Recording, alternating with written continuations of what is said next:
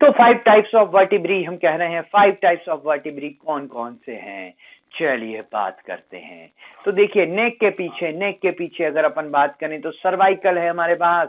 5 types of vertebrae में cervical नेक के पीछे की तरफ सर्वाइकल वर्टिब्री। सर्वाइकल के आगे चलते हैं भाई, तो थोरेसिक वर्टिब्री देखिए, थोरेसिक वर्टिब्री आ गए।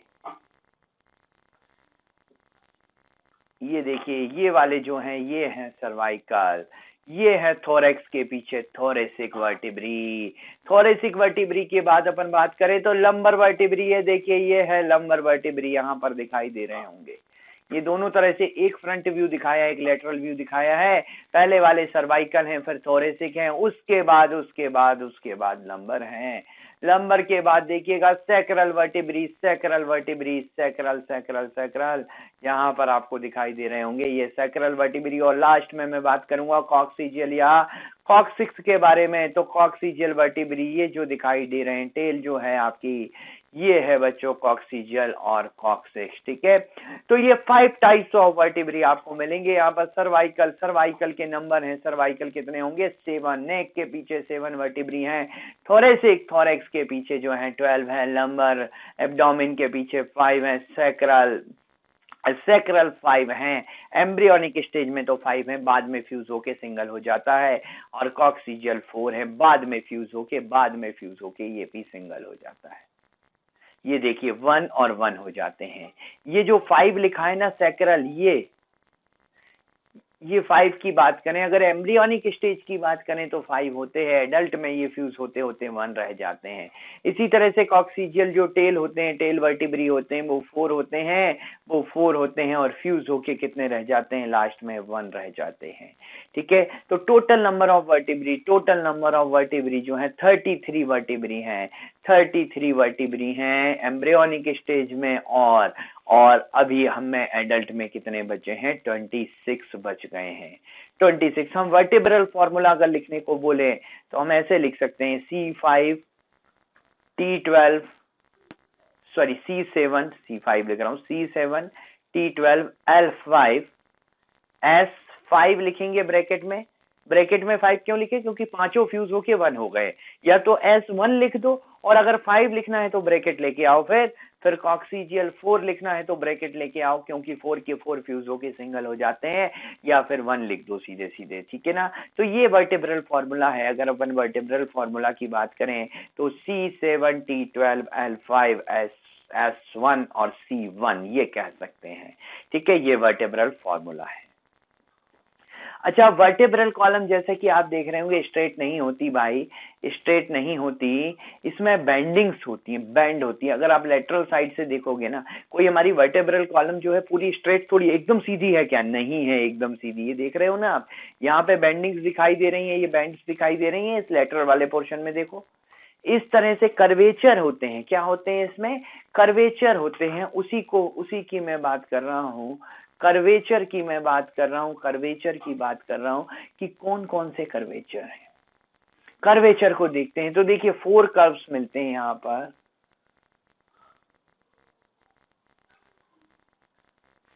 ये देखिए ये कर्व्स हैं यहां पर, ये कर्व्स आपको दिखाई दे रहे होंगे, ठीक है। तो यहां पर देखिएगा ये वाली सरफेस कौन सी है, ये है वेंट्रल। ये सरफेस कौन सी है, ये वेंट्रल सरफेस है। और ये सरफेस कौन सी है, ये डॉर्सल सरफेस है, ठीक है। अगर सामने मतलब ये अपन फ्रंट व्यू, फ्रंट वाला ये वेंट्रल है, वेंट्रल जो है फ्रंट है। तो यहाँ पर सबसे ऊपर वाला जो ये कर्वेचर है इसको कहते हैं सर्वाइकल कर्व। ये कौन सा कर्व है, सर्वाइकल कर्व है।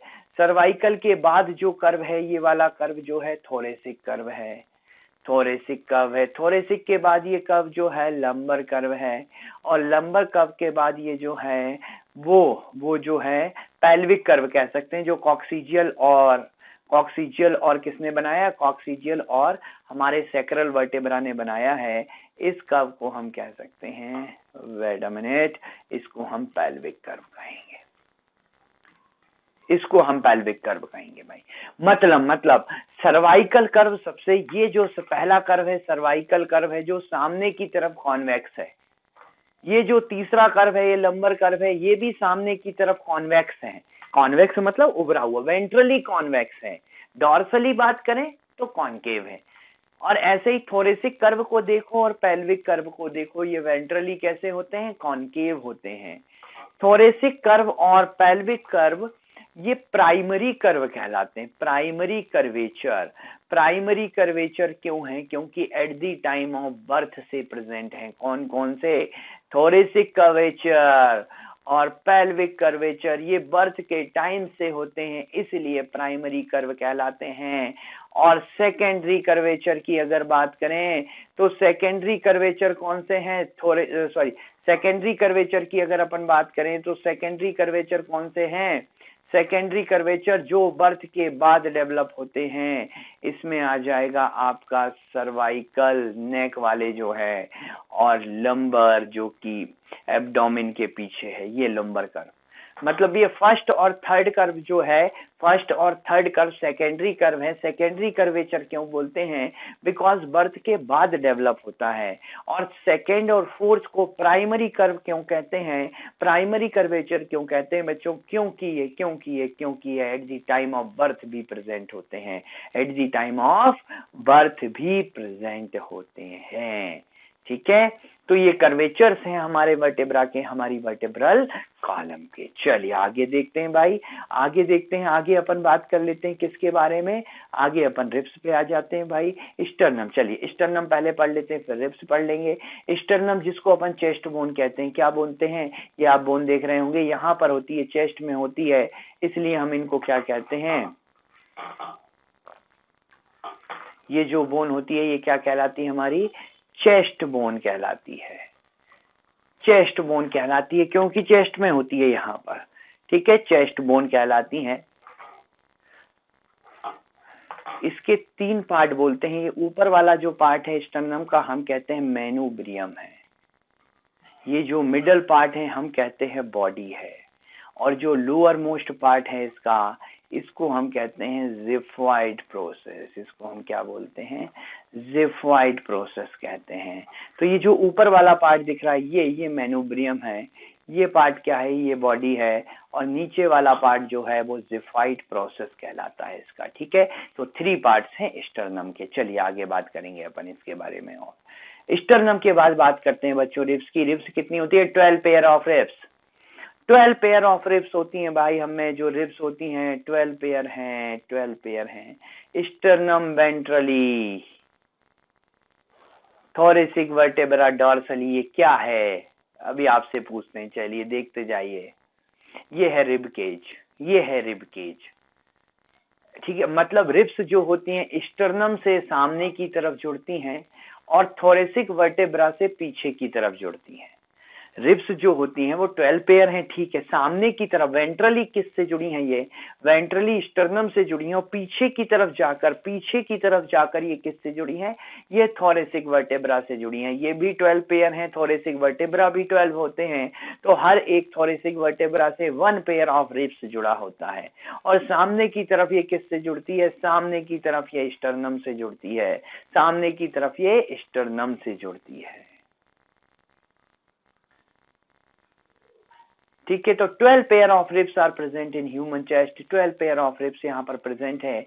ये देखिए, सबसे पहले मैं बात आपको बता दूं, ट्रू रिब्स हैं। ये कौन सी रिब्स हैं, ट्रू रिब्स हैं बच्चों, ये देखिएगा ट्रू रिब्स जो कि 7 पेयर हैं, दिख रही है ये ट्रू रिब्स। ट्रू रिब्स जो 7 पेयर हैं, इनको हम क्या कहते हैं, इनका कोई और भी नाम है, जी हाँ बिल्कुल, जी हाँ बिल्कुल, इनको हम वर्टेब्रो स्टर्नल रिब्स भी कहते हैं। वर्टेब्रो स्टर्नल रिब्स क्यों कहते हैं वर्टेब्रो स्टर्नल रिब्स, क्योंकि डॉर्सली ये वर्टेब्रा से जुड़ी होती हैं। डॉर्सली किससे जुड़ी है बच्चों, डॉर्सली तो ये वर्टेब्रा से जुड़ी हैं, और सामने की तरफ ये स्टर्नम से जुड़ी हैं। तो वर्टेब्रो स्टर्नल रिब्स जो कि 7 पेयर होती हैं, आप यहाँ पर देख रहे होंगे, ये जो 7 पेयर ऑफ रिब्स है, पीछे की तरफ तो थोरेसिक वर्टेब्रा से जुड़ी हैं, और सामने की तरफ स्टर्नम से जुड़ी हैं डायरेक्ट। इसको हम वर्टेब्रो स्टर्नल रिब्स कहते हैं। चलिए इसके बाद मैं आपको बताता हूं फॉल्स रिब्स की कहानी भाई। फॉल्स रिब्स को बेसिकली हम 2 कैटेगरी में डिवाइड करते हैं। फॉल्स रिब्स एक तो होती हैं वर्टेब्रो कॉन्ड्रल और एक होती है वर्टेब्रल और फ्लोटिंग रिब। ठीक है, एक होती है वर्टेब्रो कॉन्ड्रल और ये देखिए ये जो 8, 9, 10 पेयर है, यहाँ पर मैंने इसको रोका है। वर्टेब्रो कॉन्ड्रल रिब कौन सी होती है? ये वाली जो 8, 9 और 10 पेयर होती हैं, 8, 9 एंड 10 पेयर। ये होता क्या है, वर्टेब्रो कॉन्ड्रल क्यों कहते हैं? क्योंकि पीछे की तरफ तो वर्टेब्रा से जुड़ती हैं और वेंट्रली ये 7th रिब से जुड़ती हैं, वेंट्रली ये 7th रिब से जुड़ती हैं। मतलब कुछ इस तरीके से बोल सकता हूं, जैसे ये स्टर्नम हो गया, ये स्टर्नम हो गया भाई, यहाँ से ट्रू रिब्स आके जुड़ गई।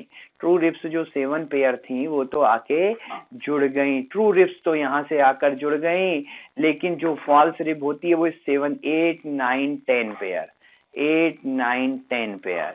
ये जो 8, 9, 10 होती है ये कहलाती है वर्टेब्रो कॉन्ट्रल रिब, जो कि डॉर्सली पीछे की तरफ तो वर्टेब्रा से जुड़ी हैं, लेकिन सामने की तरफ ये 7th पेयर ऑफ रिब से जुड़ी हुई हैं। ठीक है, वर्टेब्रो कॉन्ट्रल। और फ्लोटिंग रिब्स जो होती हैं वो सामने की तरफ कुछ कहीं नहीं जुड़ती, 11 और 12 पेयर, ये 11, 12 पेयर, 11, 12 पेयर पीछे की तरफ तो वर्टेब्रा से जुड़ती हैं और सामने की तरफ ऐसे घूम के आती हैं, और इसका वेंट्रल एंड जो होता है वो फ्री होता है। ये देखिए लास्ट की 2 पेयर आपको दिख रही होंगी, दिख रही हैं, लास्ट की 2 पेयर आपको दिखाई दे रही होंगी बच्चों, देखिएगा यहाँ पर दिखाई देंगी ये 2 पेयर लास्ट की, देखिए सामने की तरफ किसी से नहीं जुड़ी हैं, ध्यान से देखिएगा थोड़ा सा, ये लास्ट की 2 पेयर आपको दिखाई देंगी जो कि सामने की तरफ कहीं से नहीं जुड़ी हुई हैं, वो हैं फ्लोटिंग रिब्स। तो वर्टेब्रल रिब्स जो 11 एंड 12 पेयर, कौन सा 11 एंड 12 पेयर बच्चों, ठीक है। तो फर्स्ट 7 पेयर हो गई ट्रू रिब्स, फर्स्ट 7 पेयर हो गई ट्रू रिब्स, ठीक है। उसके बाद हम बात करते हैं यहाँ पर 8, 9, 10 पेयर जो है वो है वर्टेब्रो कॉन्ट्रल रिब, जो एक तरह की फॉल्स रिब ही है, और फ्लोटिंग रिब 11 एंड 12 पेयर, ठीक है। तो ये 3 टाइप्स ऑफ रिब्स हैं भाई। और इसके बाद बच्चों ये तो हो गया एक्सियल स्केलेटन के बारे में। एक्सियल के बाद मैं आपसे बात करूंगा किसकी? एपेंडिकुलर स्केलेटन की।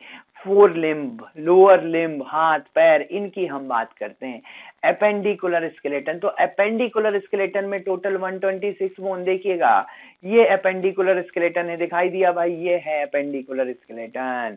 जो एक्सियल बीच में है उससे निकला हुआ जो है वो एपेंडिकुलर स्केलेटन है, आपको दिखाई देगा। एपेंडिकुलर स्केलेटन है। एपेंडिकुलर स्केलेटन में क्या क्या होता है? अब एपेंडिकुलर स्केलेटन में लिम्स, एक तो लिम्स हो गए, ठीक है, 4 लिम्ब हो गए, हाइंड लिम्ब हो गए, along with their girdles, girdles जैसे हमारी शोल्डर गर्डल है, ऐसे ही हमारी जो कमर के नीचे जो है हिप है, जिसको अपन पेल्विक गर्डल कहते हैं, ठीक है। तो जिससे अपर लिम्ब जुड़ता है वो शोल्डर गर्डल है, और जिससे लोअर लिम्ब हमारे पैर जुड़े होते हैं ऊपर की तरफ, उसको हम पेल्विक गर्डल कहते हैं। इन सभी से मिलकर बनता है हमारा एपेंडिकुलर स्केलेटन, इन सभी से मिलकर एपेंडिकुलर स्केलेटन, जिसमें कितनी बोन्स? 126 बोन्स, 126 बोन्स होंगी, ठीक है ना, 126 बोन्स है बच्चों, ठीक है। बोन्स ऑफ 4 लिम्ब, 4 लिम्ब की बोन्स देख लें कौन कौन सी हैं। तो 4 लिम्ब जो है हमारे हाथ, ठीक है, मेहंदी वाले तेरे हाथ, कुछ लोगों को याद आ गए होंगे भाई, तो वही हाथ, उसमें कितनी बोन्स होती हैं? तो हर एक लिम्ब में 30 बोन्स होती हैं। कौन कौन सी होती हैं उसकी हम बात कर रहे हैं। तो 4 लिम्ब की बोन की अपन बात करते हैं। ह्यूमरस होती है, एक होती है भाई, रेडियस एंड अल्ना होती है, ठीक है, कार्पल्स होती हैं, रिस्ट बोन होती हैं, चलिए मेटाकार्पल्स होती हैं यहाँ पर, बिल्कुल बहुत बढ़िया, और फेलेंजेस होती हैं 14। ह्यूमरस जो होती है सिंगल है, रेडियस एंड अल्ना 2, रेडियस हो गई, अल्ना हो गई, यहाँ पर रेडियस एंड अल्ना, एक रेडियस हो गई और एक अल्ना हो गई भाई। उसके अलावा क्या हो गई? कार्पल्स हो गई, रिस्ट बोन हो गई, 8 हो गई, मेटाकार्पल्स हो गई, मेटाकार्पल 5 हो गई, और फेलेंजेस 14 हो गई।